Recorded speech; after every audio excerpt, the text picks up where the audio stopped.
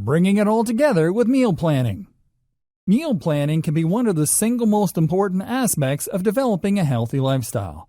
When we are unable to visualize the future of our eating, it can be very easy to succumb to the temptations of unhealthy foods that we have become addicted to, especially if it is our habit to eat them rather than eating the foods that will nourish us. Meal planning is quite an endeavor. It can be somewhat intimidating, especially to somebody who suffers with organization. If you find yourself having a hard time with meal planning, don't fret. There are many ways that you can begin to delve into meal planning that are fun and easy, whether you struggle with creativity in the kitchen or not. There are many meal planning kits that you can buy. Many of them have the option of ordering boxes full of fresh foods to cook with and include recipes that you can use. This can be very helpful if you are not used to cooking, which is often the case, especially when poor eating habits and a busy work schedule make it seem difficult to carve out the time necessary in order to make full, nourishing meals. The first step in meal planning is research. If you are going to get yourself healthy, you have to look at your options. Researching recipes is the best first place to start. Accumulating a binder full of healthy foods that you want to try out can be both fun and educational. It will open your mind to several food possibilities you may have otherwise scoffed at as too difficult for you to prepare, or maybe teach you things you had never known before. Recipes can be very mind-opening, especially when you are interested in making new discoveries. Cooking can be a hard habit to get into, but once you begin to master it, you will be surprised by just how much freedom you can find in putting a meal together for yourself that is both health-conscious and delicious. Look at recipe books and magazines and get an accumulation of recipes that you want to try. Start with the things that look the most delicious and nourishing. And if you are a novice in the kitchen, you may also want to look to things that seem the most simple. Next, you should keep your recipes organized in a simple way that is easy to navigate. If you find yourself overwhelmed by a lack of organization, it will make meal planning that much more difficult. When you are beginning a new habit, you want to make sure that you are doing everything as simple as possible. Too much change at once can be demanding on your system, and you should always try to implement small, easy changes until they have developed into a new habit.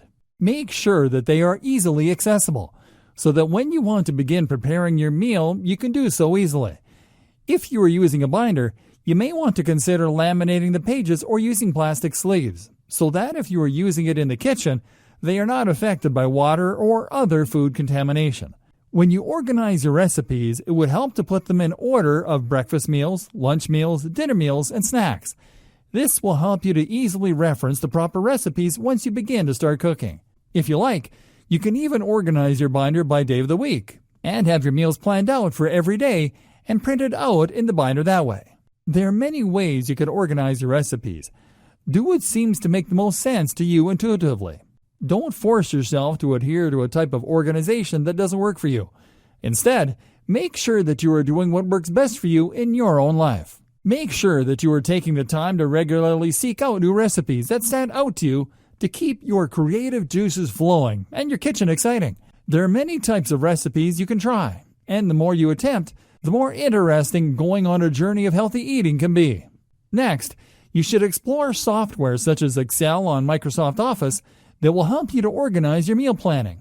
On Excel, you will find a plethora of templates you can choose from to help yourself plan your meals by the day, time, and week. This can be a hugely valuable resource. If you would prefer not to use Excel, there are also apps you can download on your phone or tablet or another device to help you to utilize your time and resources better. You can even go the old-fashioned route and buy a notebook that is specially designed for planning meals. This is an important step in making sure your meals are organized and easily accessible. Having a meal plan is extremely helpful when it comes to embarking upon a journey of healthy eating. Creating good habits takes time and patience, and it is inevitable that you will slip somewhere along the way. But that doesn't mean that you have to stay stuck on the ground. Actually, it just means that you're going to have to get back up and keep trying, because giving up is far easier than sticking to your plans.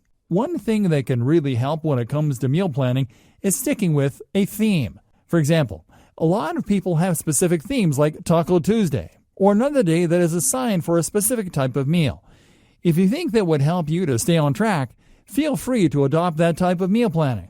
It is done for a reason, because it works and it helps to keep things simple and streamlined. It can be very annoying to find yourself stuck doing a lot of planning and preparation every single week or month. So if you want to keep things easy, that can be a good way to do it.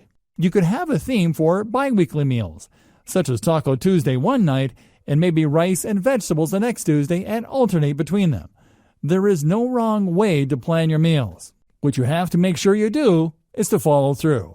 Without follow-through, everything else becomes redundant and difficult. Something that can truly help you to succeed at meal planning is accountability. If you let somebody who knows you and cares about you that you are attempting to plan your meals, ask them if they would be willing to help you to stick to your routine.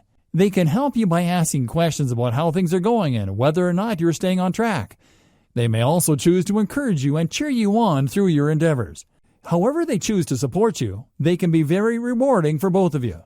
If they are a positive and supportive person, it can be great to know that you have people rallying in your corner who truly want you to succeed. Just make sure that you are weeding out toxic people who bring you down by turning the attention onto themselves or by making you feel as if it will be difficult for you to accomplish your goals. Sure, constructive feedback can be incredibly useful, but if you are not seeking constructive feedback, it can at times be toxic. Make sure you understand the difference between a toxic person masquerading as a supportive person and a supportive person who truly wants to see you thrive. Another way to take accountability is by taking personal accountability. Personal accountability can be achieved through journaling and self-affirmations.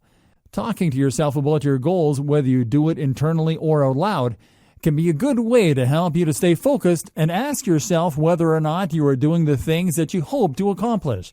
If you find that you are not, instead of beating yourself up about it, consider your obstacles and move on as you begin to uncover them.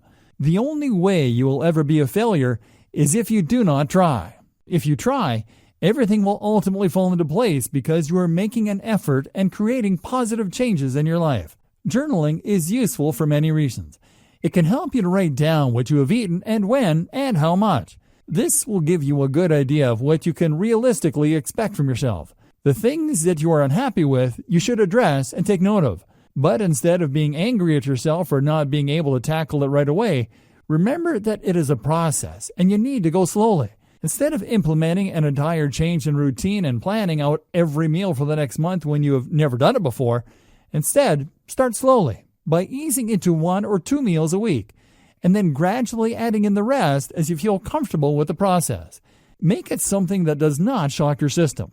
Gradual change is the most lasting, and journaling about your experiences will help you to uncover your innermost thoughts about the process and things that you might not have even realized were holding you back. You will begin to sense patterns in your behavior and possibly predict when you might find yourself tempted to get off track and why. If you are able to identify these trigger points, it will be easier to avoid them in the future. Meal planning can be a very fun and exciting endeavor.